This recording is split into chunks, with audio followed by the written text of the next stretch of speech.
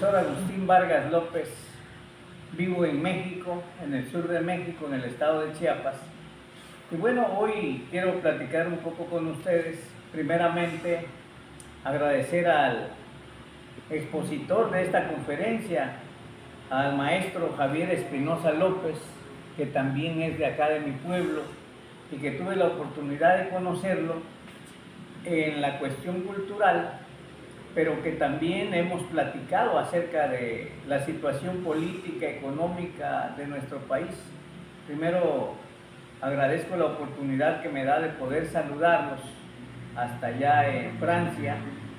Y bueno, decirles que yo vivo en un país en el que ha sufrido muchas transformaciones, muchas reformas, desde su fundación, desde el origen étnico que tenemos de los aztecas, de los olmecas, y hoy a través de la historia que nos han contado, que aquí vinieron grupos de esclavos africanos junto con los españoles y vivimos una dominación de 300 años, y allá por 1500 fue precisamente la colonización de España hacia nuestra república.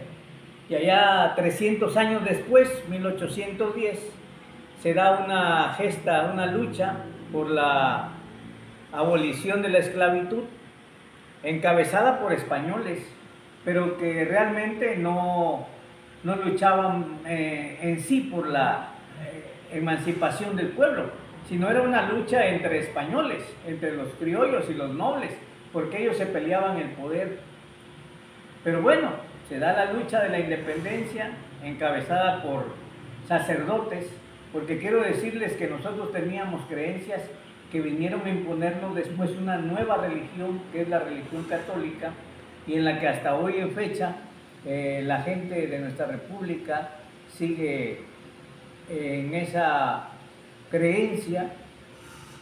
Y seguimos teniendo como una imagen a la Virgen de Guadalupe, que fue el estandarte que levantó don Miguel Hidalgo y Costilla allá por 1810. Después de la lucha de la independencia se da un movimiento social encabezado precisamente por varios actores, entre ellos don Benito Juárez García, que es uno de los héroes más mencionados en nuestra república. Benito Juárez García, el benemérito de las Américas, en esa situación de la reforma. Más adelante, en 1910, se da una revolución encabezada por Francisco I. Madero para poder quitar del poder a Porfirio Díaz, que había durado 30 años en el poder y que ya estaba beneficiando nuevamente a los extranjeros y no había beneficios para la clase pobre de nuestro país, como hasta hoy. Sin embargo, nuestro país ha estado etiquetado por las traiciones de los enemigos o de los gobernantes, entre ellos. Francisco I. Madero en 1910 logra triunfar en la Revolución Mexicana, pero se sigue peleando con Emiliano Zapata y Pancho Villa, y resulta que la intervención de Estados Unidos hace posible que lo traicionen a Madero y que asuma el poder Victoriano Huerta. Después de este movimiento viene un movimiento nacionalista en el cual se crea los partidos políticos que supuestamente iban a venir a beneficiar. Para esto camina una constitución de 1917 que hace posible que haya una armonía de convivencia en nuestra patria, donde ya se acentúan los derechos en el campo, como el artículo 27, a la educación en el artículo 3, a las huelgas y derechos de los obreros en el artículo 123. Es decir, nuestra Constitución contempla muchos derechos ya a partir de 1917 para acá.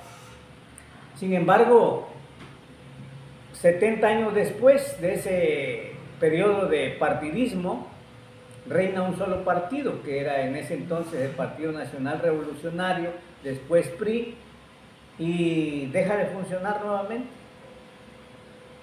viene una transición de poderes en la que un nuevo partido asume el poder en el año 2000 y el pueblo sigue en lo mismo. En el 2018 hay un nuevo movimiento que se concreta 6 años después y que hasta la fecha es un partido que reina, que gobierna en nuestra patria y que supuestamente había ganado el pueblo la transformación. Pero bueno, ese es el discurso, esa es la situación que se está dando. Hoy en día hay mucho programa social, pero es solamente para mediatizar.